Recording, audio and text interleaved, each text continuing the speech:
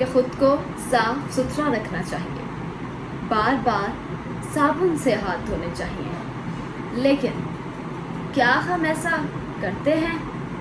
کیا ہماری مدرس یا وہ ایلڈر سسٹرز، بھابیاں کچن میں بار بار صابن سے ہاتھ دھوتی ہیں؟